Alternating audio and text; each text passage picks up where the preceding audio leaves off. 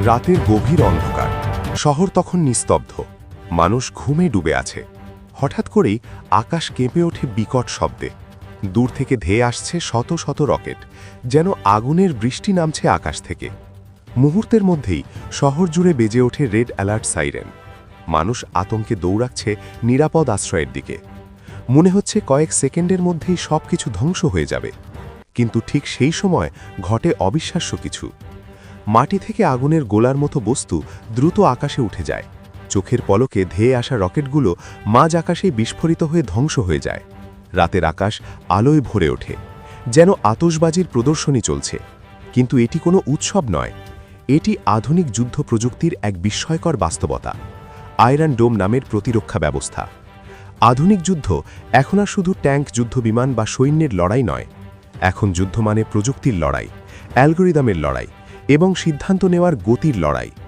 Iron ডোম সেই পরিবর্তনের সবচেয়ে বড় উদাহরণগুলোর একটি, যেখানে কয়েক সেকেন্ডেরও কম সময়ে একটি সিস্টেম বুঝে ফেলে কোন আক্রমণ সত্যিকারের বিপজ্জনক আর কোনটি নয়। এই প্রযুক্তির জন্ম কোনো বিলাসিতা থেকে নয়, বরং কঠিন বাস্তবতার প্রয়োজন থেকে। 2006 সালের সংঘর্ষে ইসরায়েলের দিকে হাজার হাজার স্বল্পপাল্লার রকেট নিক্ষেপ করা হয়। সেই সময় দেশটির কাছে উন্নত বিমান প্রতিরক্ষা ব্যবস্থা থাকলেও ছোট ও দ্রুতগতি রকেট থামানোর কার্যকর সমাধান ছিল না। বড় মিসাইল দিয়ে ছোট রকেট ধ্বংস করা অত্যন্ত ব্যয়বহুল হয়ে দাঁড়ায়। ফলে দেখা যায় শত্রুরা সস্তা অস্ত্র ব্যবহার করেই বড় ক্ষতি করতে সক্ষম হচ্ছে। এই পরিস্থিতি বদলানোর জন্য নতুন চিন্তা শুরু হয়। লক্ষ্য ছিল এমন একটি প্রতিরক্ষা ব্যবস্থা তৈরি করা যা দ্রুত সিদ্ধান্ত নেবে, অপ্রয়োজনীয় খরচ কমাবে এবং শুধুমাত্র বিপজ্জনক লক্ষ্যবস্তুকেই ধ্বংস করবে। এই পরিকল্পনা বাস্তবায়নে এগিয়ে আসে ইসরায়েলের প্রতিরক্ষা প্রতিষ্ঠান রাফায়েল অ্যাডভান্সড ডিফেন্স সিস্টেমস। কয়েক বছরের গবেষণা ও পরীক্ষার পর 2011 সালে চালু হয় আয়রন ডোম। নাম শুনে অনেকেই মনে করেন পুরো দেশের ওপর যেন লোহার তৈরি কোনো বিশাল গম্বুজ বসানো আছে। বাস্তবে বিষয়টি সম্পূর্ণ ভিন্ন। এটি কোনো দৃশ্যমান ঢাল নয়, বরং সেন্সর, রাডার, কম্পিউটার ও ইন্টারসেপ্টর মিসাইলের সমন্বয়ে তৈরি একটি স্মার্ট প্রতিরক্ষা নেটওয়ার্ক। অর্থাৎ এটি এমন একটি ব্যবস্থা যা আকাশ পর্যবেক্ষণ করে, তথ্য বিশ্লেষণ করে এবং নিজেই সিদ্ধান্ত নিয়ে প্রতিক্রিয়া জানায়। আয়রন ডোম মূলত 3টি প্রধান অংশ নিয়ে কাজ করে। প্রথম অংশ হল রাডার, যাকে বলা যায় সিস্টেমের চোখ। শত্রুপক্ষ যখনই রকেট ছোড়ে, শক্তিশালী রাডার মুহূর্তের মধ্যে সেটি শনাক্ত করে। রকেটের গতি, আকার, উচ্চতা এবং সম্ভাব্য গতিপথ খুব দ্রুত বিশ্লেষণ করা হয়। এই পুরো প্রক্রিয়া ঘটে মানুষের চোখের পলকেরও কম সময়ে। দ্বিতীয় অংশ হল ব্যাটল ম্যানেজমেন্ট কন্ট্রোল সিস্টেম, যা পুরো ব্যবস্থার মস্তিষ্ক হিসেবে কাজ করে। রাডার থেকে পাওয়া তথ্য এখানে পৌঁছানোর পর বিশেষ অ্যালগোরিদম কয়েক সেকেন্ডের মধ্যে হিসাব করে ফেলে রকেটটি কোথায় গিয়ে পড়বে। এটি নির্ধারণ করে রকেটটি কোনো শহর, স্কুল, হাসপাতাল বা জনবহুল এলাকায় আঘাত হানবে কিনা।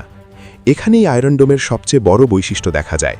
যদি সিস্টেম বুঝতে পারে রকেটটি খোলা মাঠে বা সমুদ্রে পড়বে, তাহলে কোনো প্রতিরোধই করা হয় না। অর্থাৎ প্রতিটি আক্রমণে প্রতিক্রিয়া দেখানো হয় না, সিদ্ধান্ত নেওয়া হয় ঝুঁকির মাত্রা দেখে। তৃতীয় অংশ হল লঞ্চার এবং তামির ইন্টারসেপ্টর মিসাইল। যখন সিস্টেম নিশ্চিত হয় যে রকেটটি মানুষের জীবনের জন্য হুমকি, তখনই লঞ্চার সক্রিয় হয়। সেখান থেকে ছুটে যায় তামির মিসাইল, যা শত্রু রকেটের খুব কাছে গিয়ে বিস্ফোরিত হয়। সরাসরি ধাক্কা না মেরে বিস্ফোরণের শক্তি ও ধাতব টুকরোর মাধ্যমে লক্ষ্যবস্তুকে ধ্বংস করা হয়। ফলে রকেট মাটিতে পৌঁছানোর আগেই আকাশেই নিষ্ক্রিয় হয়ে যায়। অনেকের মনে প্রশ্ন জাগে, কেন সব রকেট ধ্বংস করা হয় না? এর উত্তর লুকিয়ে আছে অর্থনীতিতে। শত্রুপক্ষের অনেক রকেট তৈরি করতে কয়েকশো ডলার খরচ হয়, কিন্তু একটি ইন্টারসেপ্টর মিসাইলের মূল্য কয়েক $10,000। যদি প্রতিটি রকেট ধ্বংস করা হয়, তাহলে প্রতিরক্ষা ব্যবস্থায় অর্থনৈতিকভাবে অকার্যকর হয়ে পড়বে। তাই আয়রন ডোমের অ্যালগরিদম এমনভাবে তৈরি করা হয়েছে যাতে শুধুমাত্র জীবনহানির সম্ভাবনা থাকলেই প্রতিরোধ করা হয়। এই বুদ্ধিমান সিদ্ধান্ত গ্রহণ ব্যবস্থায় আয়রন ডোমকে আলাদা করেছে অন্যান্য প্রতিরক্ষা প্রযুক্তি থেকে। এটি শুধু শক্তির ওপর নির্ভর করে না, বরং গণিত, তথ্য বিশ্লেষণ এবং কৃত্রিম বুদ্ধিমত্তার উপর নির্ভর করে। ফলে প্রতিটি ইন্টারসেপ্ট হিসেব করে করা হয়। বিশেষজ্ঞদের মতে এই ব্যবস্থার সাফল্যের হার 90%-এরও বেশি। দ্রুত তথ্য বিশ্লেষণ, নির্ভুল ট্র্যাকিং এবং স্বয়ংক্রিয় প্রতিক্রিয়ার কারণে এটি আধুনিক যুদ্ধক্ষেত্রে অত্যন্ত কার্যকর প্রমাণিত হয়েছে। শুধু মারি সাফল্য নয়, এর মানসিক প্রভাবও বিশাল। যখন নাগরিকরা জানে আকাশে একটি প্রতিরক্ষা ব্যবস্থা কাজ করছে, তখন আতঙ্ক কমে এবং স্বাভাবিক জীবন কিছুটা হলেও চালু রাখা সম্ভব হয়। আয়রন ডোম যুদ্ধের ধারণাই বদলে দিয়েছে। আগে প্রতিরক্ষা মানেই ছিল আক্রমণ প্রতিহত করার চেষ্টা, কিন্তু এখন প্রতিরক্ষা নিজেই একটি কৌশলগত শক্তি। একটি দেশ উন্নত প্রতিরক্ষা প্রযুক্তির মাধ্যমে শত্রুর আক্রমণের কার্যকারিতা কমিয়ে দিতে পারে, ফলে যুদ্ধের ভারসাম্যও বদলে যায়। তবে এই প্রযুক্তি সম্পূর্ণ নিখুঁত নয়, এর সীমাবদ্ধতাও রয়েছে। বিশেষ করে যখন একসাথে বিপুল সংখ্যক রকেট নিক্ষেপ করা হয়, তখন প্রতিরক্ষা ব্যবস্থার উপর চাপ বেড়ে যায়। প্রতিটি ব্যাটারিতে সীমিত সংখ্যক ইন্টারসেপ্টর থাকায় দীর্ঘমেয়াদী বা ঝাঁকে ঝাঁকে আক্রমণ বড় চ্যালেঞ্জ তৈরি করতে পারে। এই দুর্বলতাগুলো কিভাবে কাজে লাগানো হয়, বাস্তব যুদ্ধক্ষেত্রে কী ধরনের কৌশল দেখা গেছে এবং ভবিষ্যতে লেজার ভিত্তিক প্রতিরক্ষা প্রযুক্তি কিভাবে এই ব্যবস্থাকে বদলে দিতে পারে, তারও সীমাবদ্ধতা থাকে। আর আধুনিক যুদ্ধের বাস্তবতা হল প্রতিটি প্রতিরক্ষা ব্যবস্থার দুর্বলতা খুঁজে বের করাই আক্রমণকারীদের প্রধান লক্ষ্য। আয়রন ডোমের ক্ষেত্রেও ঠিক সেটাই হয়েছে। সবচেয়ে বড় চ্যালেঞ্জের নাম সোয়ার্ম অ্যাটাক বা ঝাঁকে ঝাঁকে আক্রমণ। একটি আয়রন ডোম ব্যাটারিতে সাধারণত কয়েকটি লঞ্চার থাকে এবং প্রতিটি লঞ্চারে সীমিত সংখ্যক তামির ইন্টারসেপ্টর মিসাইল সংরক্ষিত থাকে, অর্থাৎ প্রতিরক্ষা শক্তি অসীম নয়। যদি একসাথে অল্প সংখ্যক রকেট আসে, সিস্টেম সহজেই সেগুলো শনাক্ত ও ধ্বংস করতে পারে। কিন্তু যখন একই সময়ে শত শত বা হাজার রকেট নিক্ষেপ করা হয়, তখন পরিস্থিতি সম্পূর্ণ বদলে যায়। ধরুন একসাথে 500 রকেট ছোড়া হলো। আয়রন ডোমের অ্যালগোরিদম দ্রুত হিসাব করবে কোনগুলো জনবসতিতে পড়বে। কিন্তু যদি বিপজ্জনক রকেটের সংখ্যাই খুব বেশি হয়, তখন সবগুলোকে ধ্বংস করার মতো পর্যাপ্ত ইন্টারসেপ্টর নাও থাকতে পারে। এই অবস্থাকে বলা হয় স্যাচুরেশন বা ওভারলোড পরিস্থিতি, অর্থাৎ প্রতিরক্ষা ব্যবস্থাকে সংখ্যার চাপে দুর্বল করে দেওয়া। এখানেই আধুনিক যুদ্ধের নতুন কৌশল দেখা যায়। আক্রমণকারীরা সবসময় নির্ভুল অস্ত্র ব্যবহার করে না, বরং অনেক সময় তারা বিপুল সংখ্যক সস্তা রকেট ব্যবহার করে প্রতিরক্ষা ব্যবস্থাকে ব্যস্ত ও ক্লান্ত করে ফেলে। কারণ প্রতিটি ইন্টারসেপ্টর মিসাইল অত্যন্ত ব্যয়বহুল, কিন্তু আক্রমণকারী রকেট তুলনামূলকভাবে খুবই সস্তা। এই অর্থনৈতিক অসাম্যতাই আয়রন ডোমের অন্যতম দুর্বলতা। একটি তামির মিসাইলের মূল্য কয়েক $10,000 হলেও অনেক স্বল্প পাল্লার রকেট তৈরি করতে কয়েক $100 যথেষ্ট। ফলে দীর্ঘ সময় ধরে আক্রমণ চললে প্রতিরক্ষাকারী দেশের ওপর বিশাল অর্থনৈতিক চাপ তৈরি হয়। তবে এখানেই প্রযুক্তির লড়াই থেমে নেই।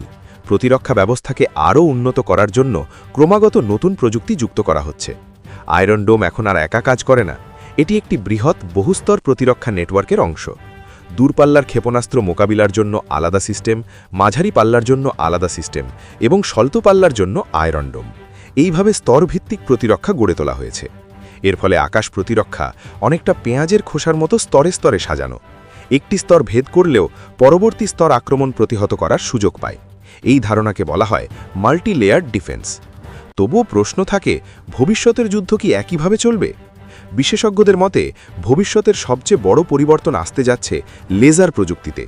প্রচলিত ইন্টারসেপ্টর মিসাইলের বদলে উচ্চ শক্তির লেজার বিম ব্যবহার করে রকেট ধ্বংস করার গবেষণা ইতিমধ্যে শুরু হয়েছে। লেজারের সবচেয়ে বড় সুবিধা হল এর খরচ অত্যন্ত কম। একটি লেজার শটের খরচ কয়েক ডলারের বেশি নয়, যেখানে একটি মিসাইল ধ্বংস করতে হাজার হাজার ডলার লাগে। লেজার অস্ত্র কার্যকরভাবে চালু হলে যুদ্ধের অর্থনৈতিক সমীকরণ সম্পূর্ণ বদলে যেতে পারে। কারণ তখন সস্তা রকেট দিয়ে ব্যয়বহুল প্রতিরক্ষা ব্যবস্থা ক্লান্ত করে দেওয়ার কৌশল আর কার্যকর থাকবে না। আরেকটি গুরুত্বপূর্ণ দিক হল কৃত্রিম বুদ্ধিমত্তার উন্নতি। ভবিষ্যতে প্রতিরক্ষা ব্যবস্থা আরও দ্রুত সিদ্ধান্ত নিতে পারবে, একই সাথে বহু লক্ষ্যবস্তু ট্র্যাক করতে পারবে এবং মানুষের হস্তক্ষেপ ছাড়াই স্বয়ংক্রিয়ভাবে প্রতিক্রিয়া জানাতে পারবে। অর্থাৎ যুদ্ধক্ষেত্রে মানুষের ভূমিকা ধীরে ধীরে কমে প্রযুক্তির ভূমিকা বাড়ছে।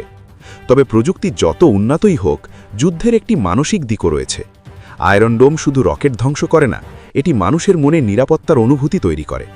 যখন মানুষ জানে তাদের মাথার ওপর একটি প্রতিরক্ষা ব্যবস্থা সক্রিয় রয়েছে, তখন আতঙ্ক কমে যায়।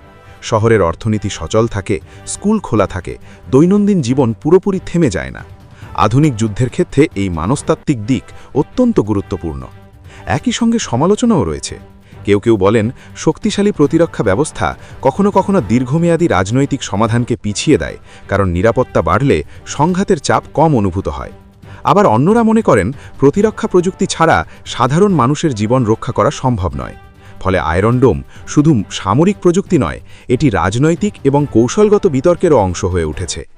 বিশ্বের অনেক দেশ এখন এই প্রযুক্তির প্রতি আগ্রহ দেখাচ্ছে, কারণ ছোট ড্রোন, স্বল্প পাল্লার রকেট এবং অসম যুদ্ধ এখন আন্তর্জাতিক নিরাপত্তার বড় হুমকি হয়ে উঠেছে। ভবিষ্যতের যুদ্ধ সম্ভবত বড় সেনাবাহিনীর সংঘর্ষ নয়, বরং ছোট কিন্তু দ্রুত আক্রমণ এবং স্মার্ট প্রতিরক্ষার লড়াই হবে। আয়রন ডোম সেই ভবিষ্যতের একটি ঝলক দেখিয়েছে। এটি প্রমাণ করেছে যে যুদ্ধক্ষেত্রে শুধু শক্তি নয়, বুদ্ধিমত্তাই আসল শক্তি। দ্রুত গণনা, তথ্য বিশ্লেষণ এবং সঠিক সিদ্ধান্ত, এই তিনটির সমন্বয়ে আধুনিক প্রতিরক্ষার মূল ভিত্তি। শেষ পর্যন্ত আয়রন ডোম আমাদের একটি বড় বাস্তবতা মনে করিয়ে দেয়। প্রযুক্তি যত উন্নত হচ্ছে, যুদ্ধ তত পরিবর্তিত হচ্ছে। আকাশে এখন শুধু বিমান নয়, অ্যালগোরিদমও লড়াই করছে। মানুষ মাটিতে দাঁড়িয়ে থাকলেও তার নিরাপত্তা নির্ভর করছে কয়েক মিলিসেকেন্ডে নেওয়া একটি ডিজিটাল সিদ্ধান্তের ওপর। হয়তো ভবিষ্যতে যুদ্ধক্ষেত্রে গুলির শব্দ কম শোনা যাবে, কিন্তু অদৃশ্য প্রযুক্তির সংঘর্ষ আরও তীব্র হবে।